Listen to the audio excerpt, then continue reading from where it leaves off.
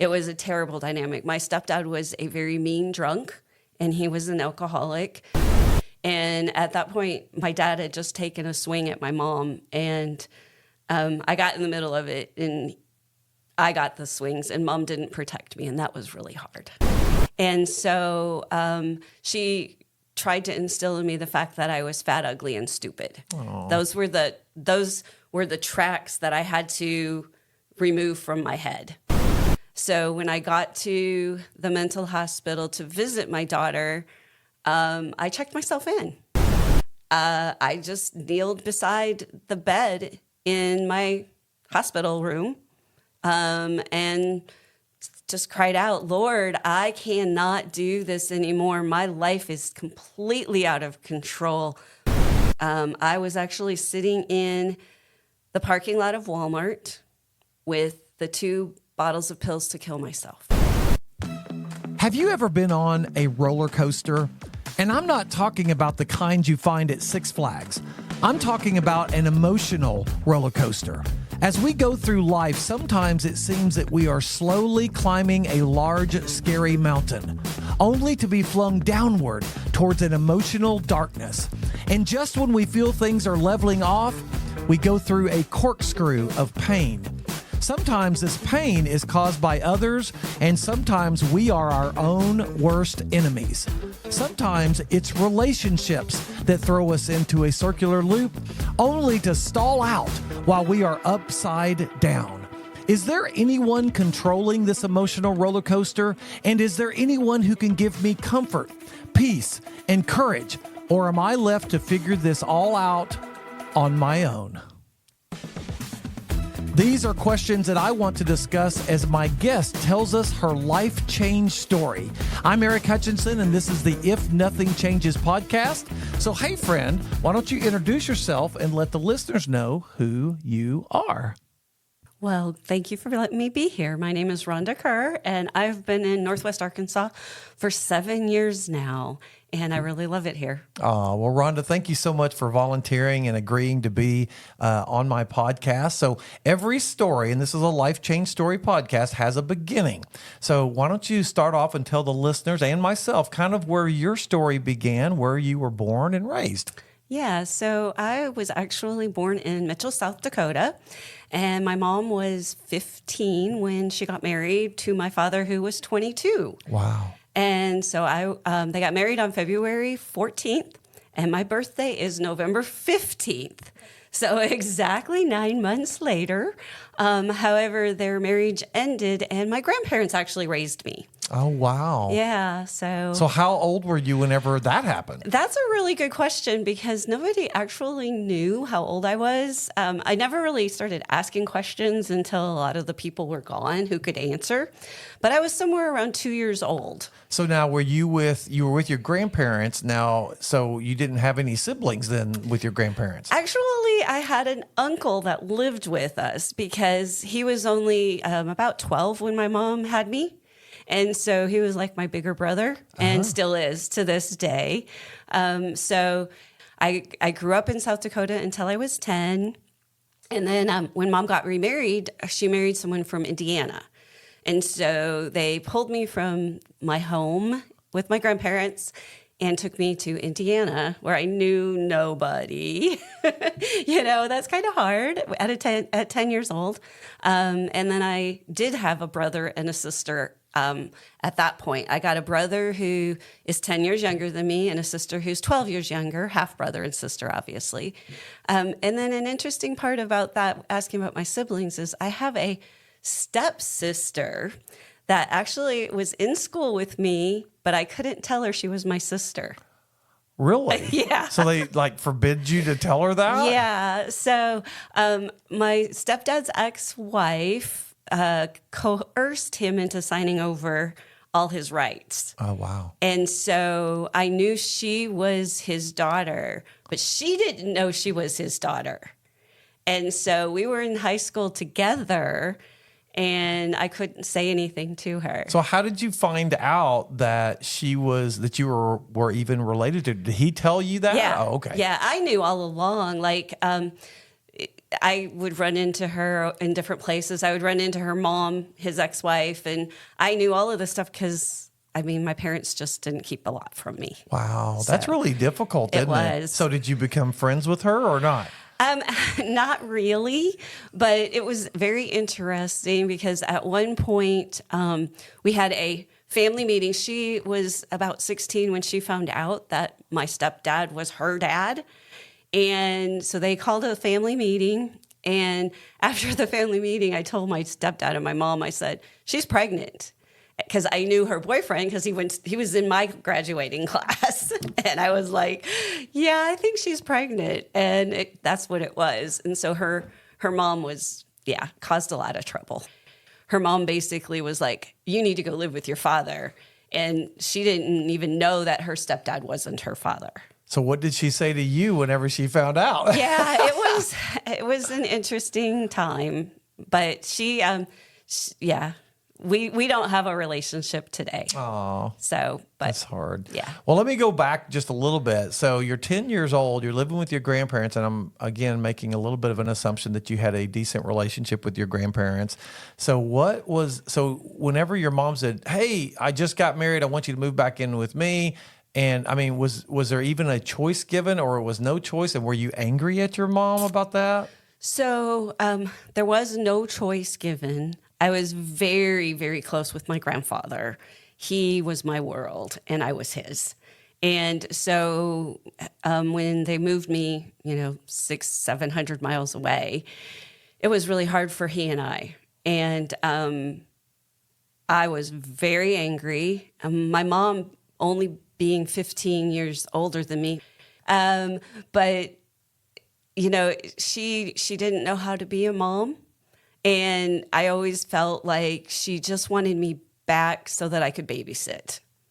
So, because I started babysitting almost right away, my little brother being born. And it was, my stepdad was not a good man to me at all. And so I longed for my grandpa. And he longed for me. Unfortunately, he died when I was 13. And that was a hard thing too, because I was told he died of a broken heart. And so I felt like it was my fault. But to be honest, as a little girl, having grandpa in heaven is part of what kept my walk clean, because I didn't know the Lord, but I knew that grandpa was watching.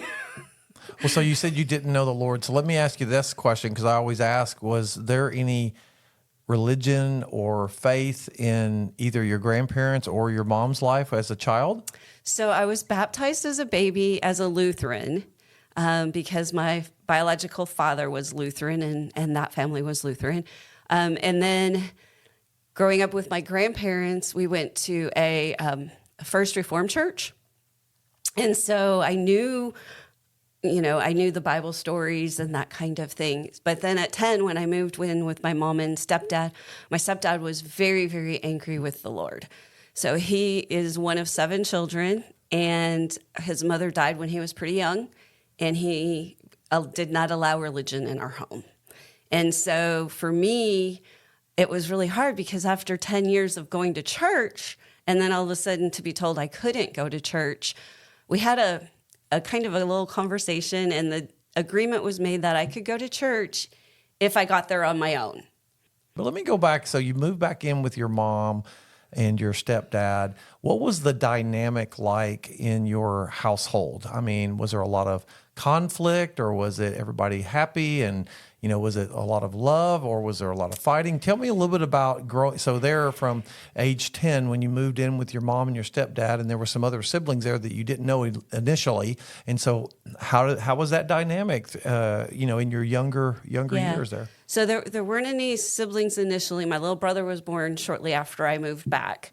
And my stepsister never, like I said, she never lived with us. But it was a terrible dynamic. My stepdad was a very mean drunk, and he was an alcoholic. And so there was fist fights and all kinds of violence. There was one night that they came home, and so I would babysit so they could go out and party, and they came home both drunk, and I got up because they were going to wake up the babies. And at this point, my brother was 2 and my sister was still a little baby. So I was a whole, 12 years old. And I got up and I'm like, you guys need to be quiet. And at that point, my dad had just taken a swing at my mom. And I got in the middle of it and I got the swings and mom didn't protect me. And that was really hard. Oh. And that's something that really, really stuck with me.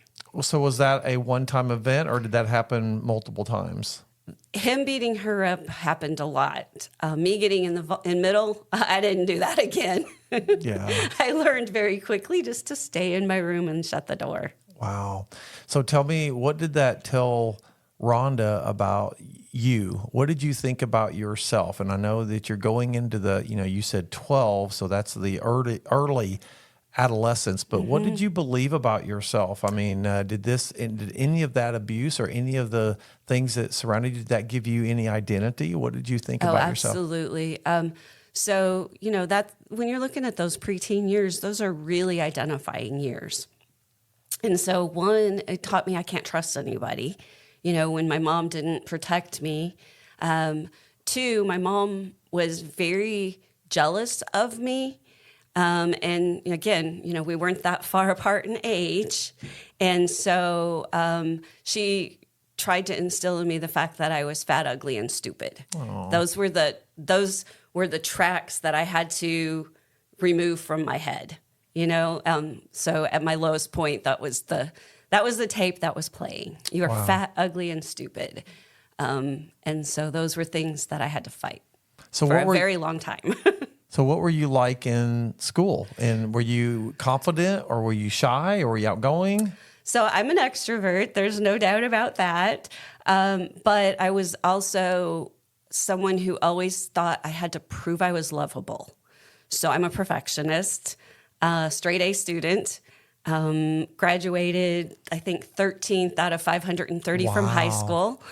Again, proving that I wasn't actually fat, ugly, and stupid.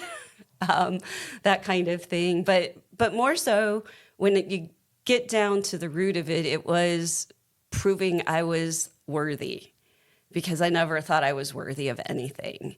My parents, they were constantly giving to my brother and sister. And still, my mom and stepdad are both off this earth right now, but my brother and sister definitely were their pride and joy and all of that. And so it was me proving that I was worthy of a space at the table.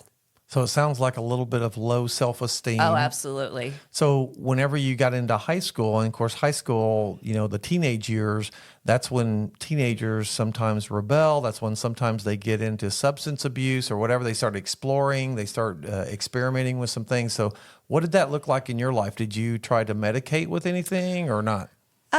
I didn't. I've never smoked a cigarette. I've never been drunk, but I got a boyfriend at 15. We went to different schools. He went to the Catholic school and I went to the public school.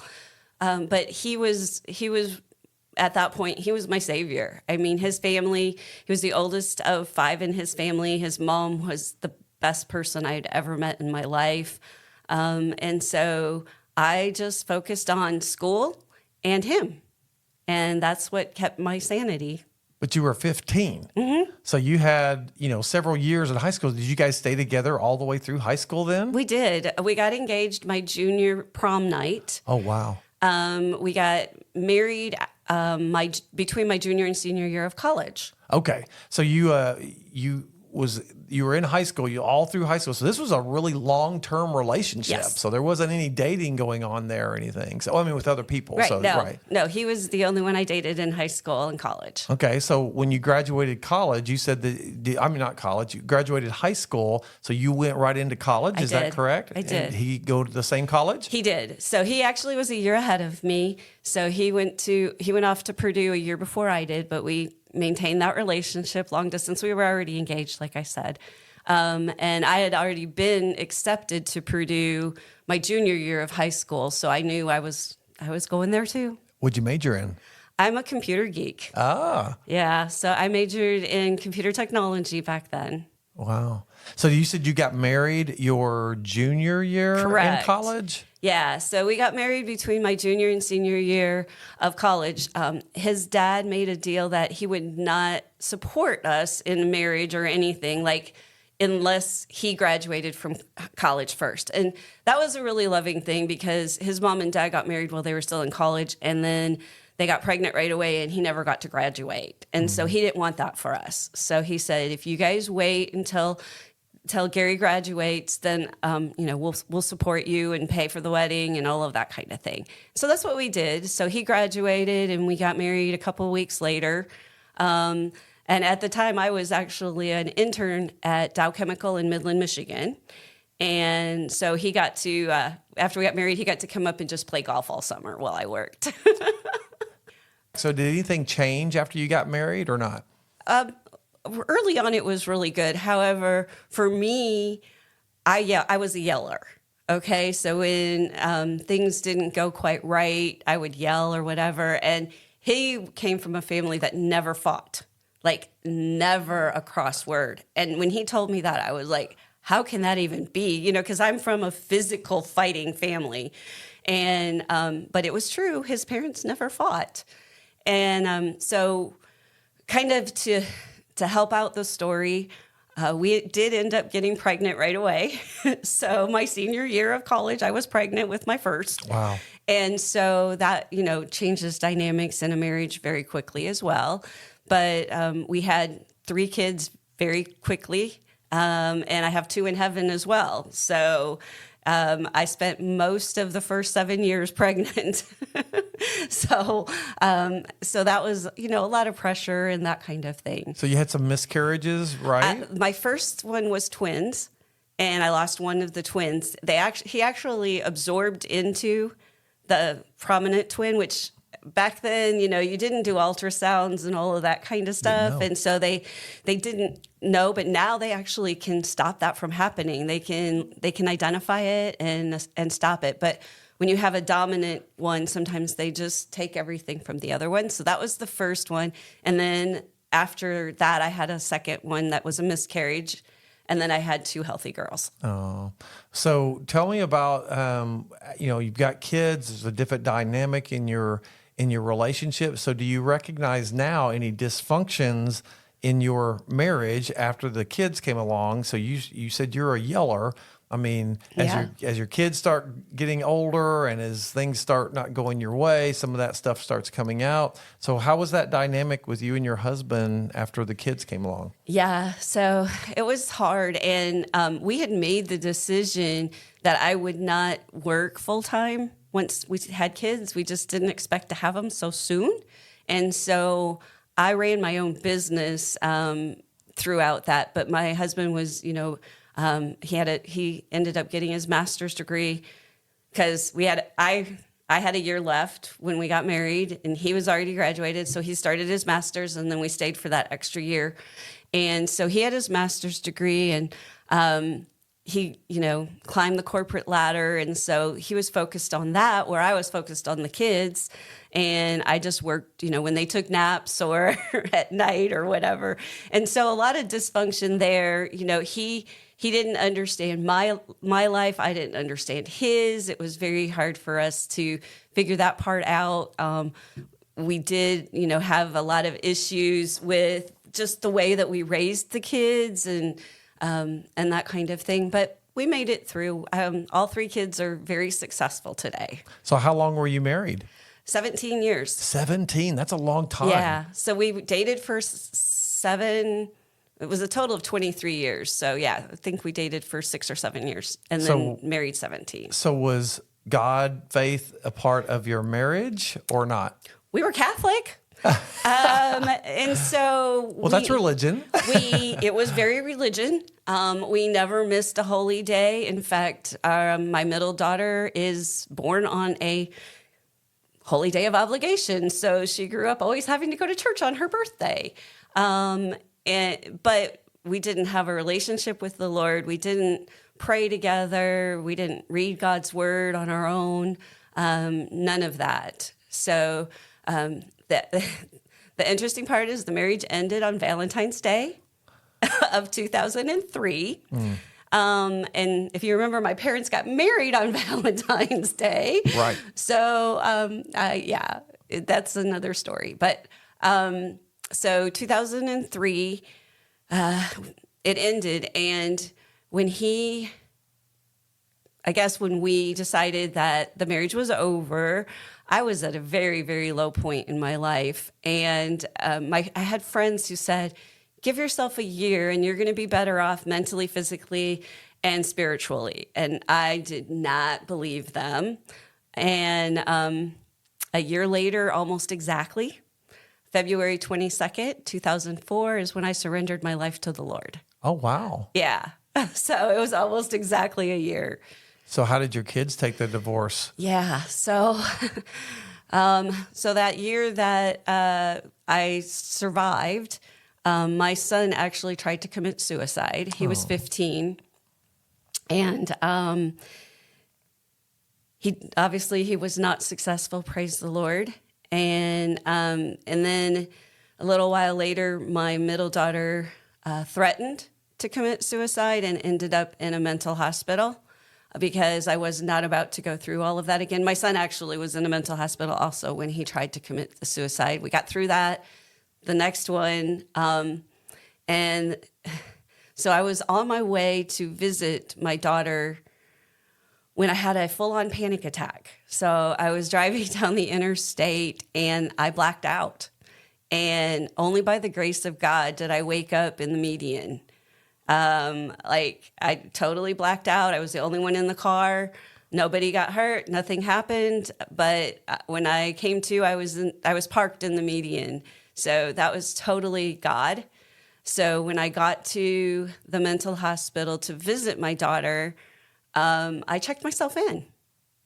So I was at the lowest point of my life. I didn't know what I was going to do, trying to raise the 3 kids on my own. And by this point, my son was already living with his dad. He chose to live with his dad instead of the girls and I. And just a lot of things had happened, and I just didn't know how I was going to make it through.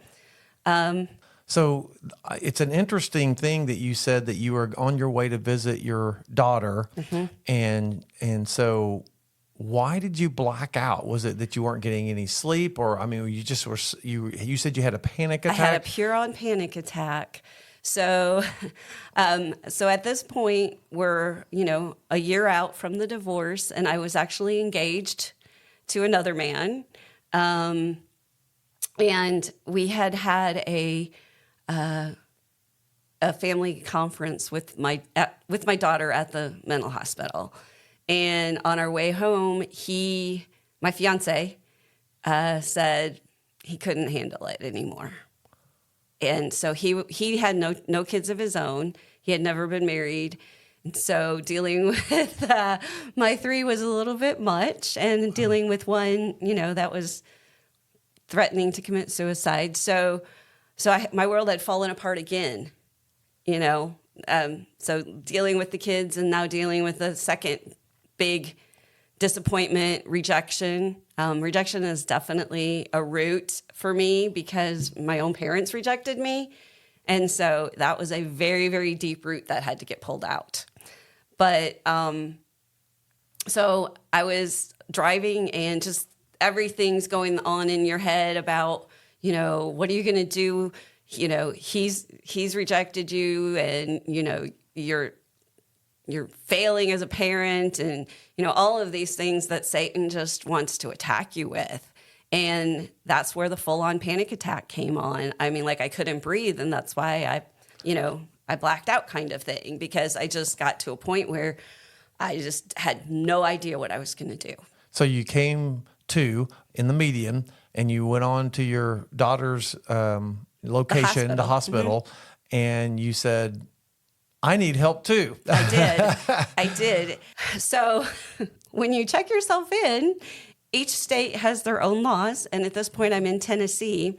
And the law was you have to be in the mental hospital for 72 hours. So you didn't have a choice to leave. So I didn't have a choice to leave. And because I told them I wanted to leave, I got put on Black Watch. So that means that I had to wear a black bracelet and I could not be out of sight because they were afraid I would run. So Black Watch means that you're a run risk. Yes. It doesn't mean that you're suicidal. It just means that they need to watch you because you're looking for an exit. Yes. Yeah. And so my daughter, again, she's in the mental hospital. She's in a different wing and I'm in my wing. And so at this point, my son was living with his dad and my youngest was at the neighbor's house. My ex-fiance decided to tell my ex-husband that I was in the mental hospital. So things got really bad, really bad. And so at that point, what I had asked everybody to do was just to tell my youngest that I was with her sister. Not a lie. We were both in the same mental hospital. And, the youngest one at this point, she's not even 10 years old yet. And so, long story short, my ex-husband called the mental hospital to talk to me. And you can't talk to somebody without your counselor there. And so after the first conversation, it was just an ugly mess. I went back to my room, kneeled beside the bed, and surrendered my life to the Lord in the mental hospital. So let me stop you there because Yeah. you had said that a year after the divorce that you had received Christ. Is this that moment? This is that moment. Okay, so what was going on that led you to reach out to God? I mean, and were you by yourself? Yes, so I was by myself.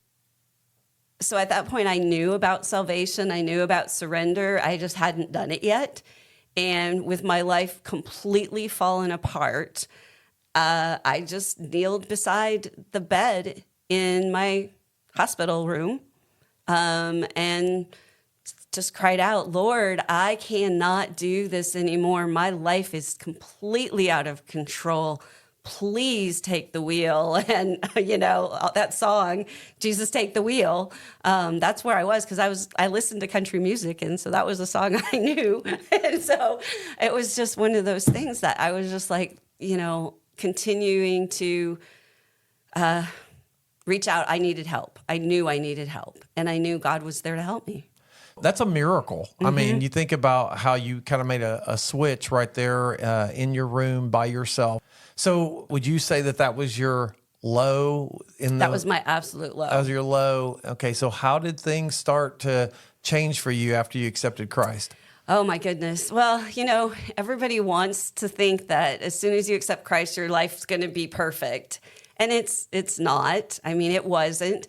But it was very, very interesting, just the way that I looked at life so differently. But life continued to be hard. I mean, fast forward a few years, and my 15-year-old daughter is pregnant. And, you don't expect that. And, here I am, a single mom of a single mom. So we were in Tennessee when she got pregnant. And right after my grandson was born, we started life over in Indiana. So as a family, we decided moving to Indiana would help my son switch to in-state tuition. And my mom and stepdad still lived in Indiana, my brother and sister, that kind of thing. And so I applied for 3 positions at Purdue, and it is my alma mater. And so the very next day, I got my first interview, which after working at Purdue, I found out that never happens. And it doesn't happen very many places anyway. So it was totally God.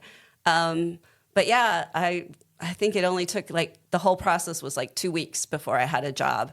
And so when I went to Indiana to get us a house, now that's another story because I had just filed bankruptcy about 3 months prior to that because in all of this mess, I had opened a spa.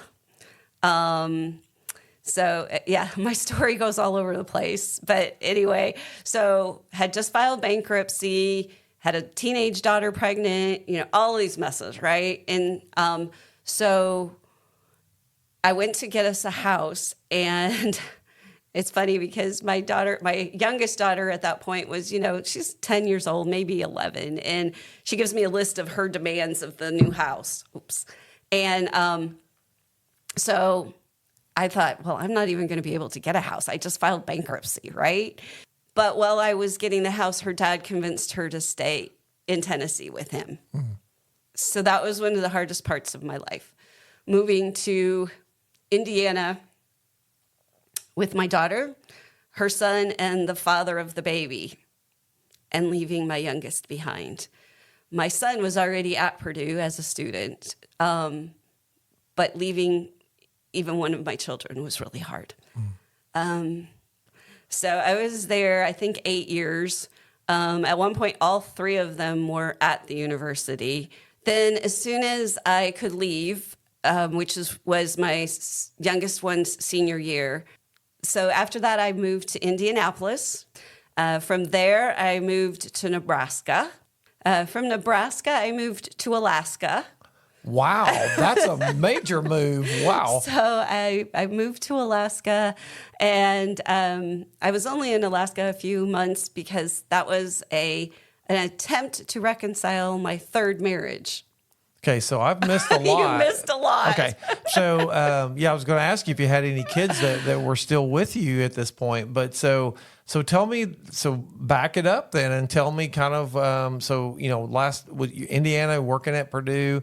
So did you get involved very quickly into a relationship after you took that job at Purdue? Did you get into another relationship, and did that? No. Okay. So actually, my 2nd marriage was shortly after I got saved. So that Baptist church where my fiance went to church and, all of that. So shortly after I got saved, I met another man at that church. Okay. And we met and got married a month later. So it sounds, and I'm just saying, it sounds a little bit like a rebound type thing. Yes. So you had your fiance, and then he backs out because he thinks it's too much for him to handle all the things that were going on. So he backs out, and then you get right back into another relationship. Yes, I had a love and relationship addiction for sure. And that was part of my lack of identity.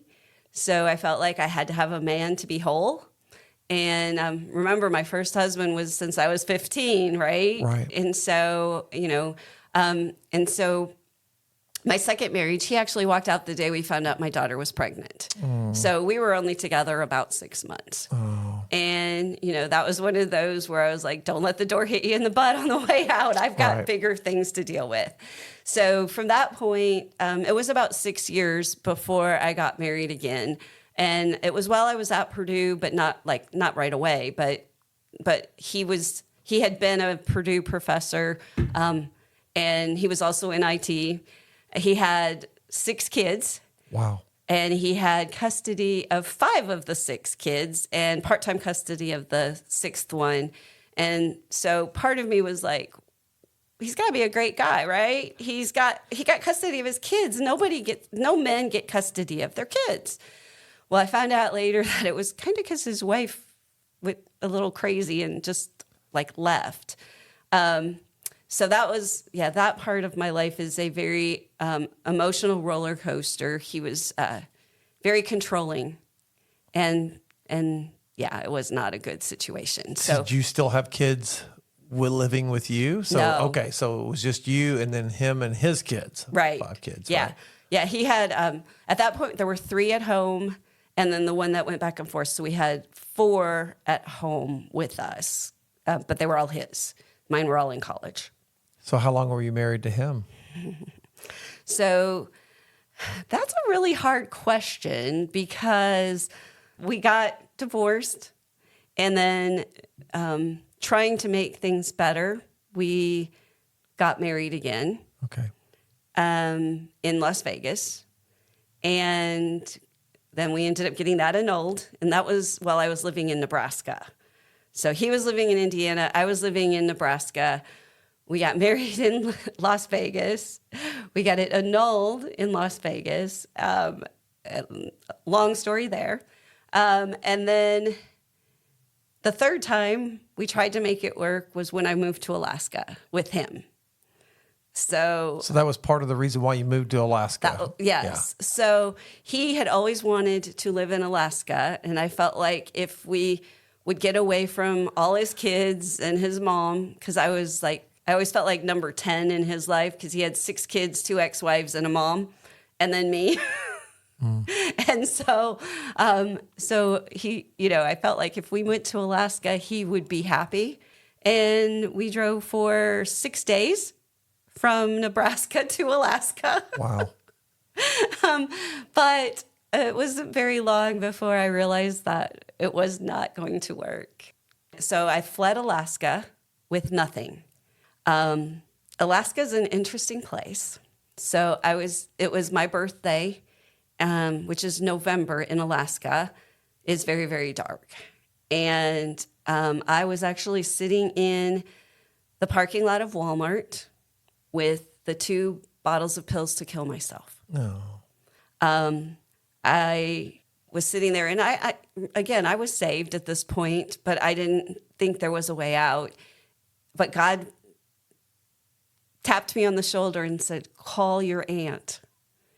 And so I called her from the parking lot in Alaska, and I'm sobbing and everything, and I didn't know what she could do or, anything, but for some reason, I was supposed to tell her. So I did.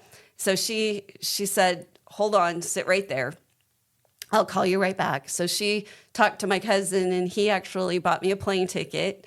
And I had a week to sell my car, figure out what I needed to ship back. And I went and lived with her for a little while in Illinois.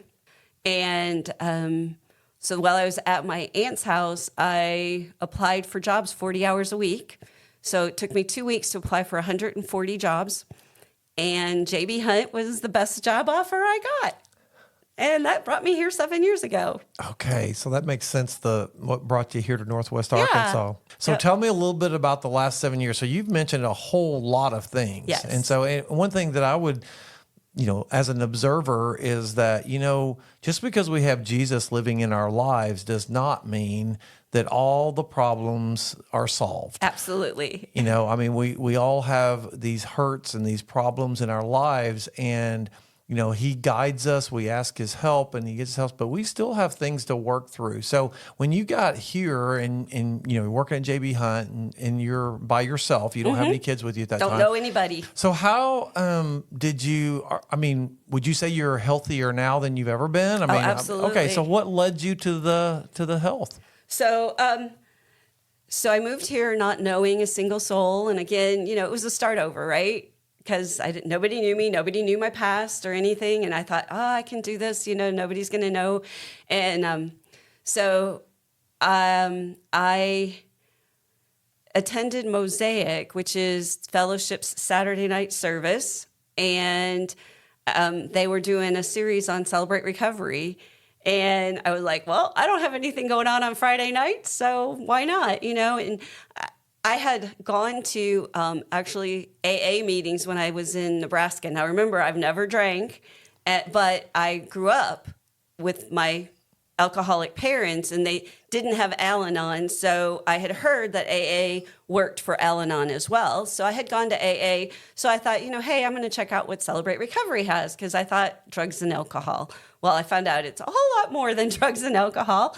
And I quickly realized that I was very codependent on other people for my identity. And, still hearing that tape in my head of you're fat, ugly, and stupid. And so just those kinds of things and having, pretty much failed everything at that point, I was like, okay, I'm going to go to CR. And so I did. And I'm somebody who, again, jumps in and, has to do everything and follow all the rules. So I got into a step study, and that's where I learned, hey, you've got some deep roots of rejection. You've got some, false identity statements and, that type of thing. And so CR, I just picked up my 6-year coin. Aww. So I've been, not as faithful lately as I had been, but I'm doing some other Bible studies and that kind of thing. So yeah, that's where CR really made a change for me. So what would you say your identity is now? I am a beloved daughter of the King. Amen. You are. So is there any scripture that meant a lot to you, maybe during your last 6 years or whatever? Yeah. So when I first moved here, I lived in a 1-bedroom apartment. Again, I had nothing. And I had posted all over my apartment the verse Exodus 14:14. So the Lord will fight for you while you keep silent. Because there was so much going on at that time. My daughters were not speaking to me. My ex-husband, the third ex-husband, was still trying to control me, still trying to,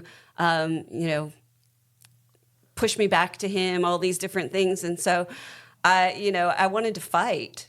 I just wanted to fight, but I knew that I wasn't going to be able to do it. But with God, I could.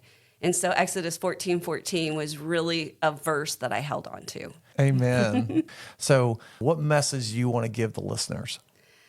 Never give up, and God is so worth any effort you have to get a hold of the hem of his garment. I would just say sit and talk to God. He will answer. Thanks, Rhonda, for sharing your story with us. Hey, if you are listening today and maybe you feel that you are on an emotional roller coaster, maybe things in your life are overwhelming and you just feel like giving up. 1 Corinthians 4 says, we are hard pressed on every side, but not crushed, perplexed, but not in despair, persecuted, but not abandoned, struck down, but not destroyed. Therefore, we do not lose heart. Though outwardly we are wasting away, inwardly we are being renewed day by day. Life is hard, isn't it? But there is someone who wants to ease your pain and give you peace and serenity as you walk through life. His name is Jesus Christ, and he can change your life, just like he did for Rhonda. However, if nothing changes, nothing changes. See you next time.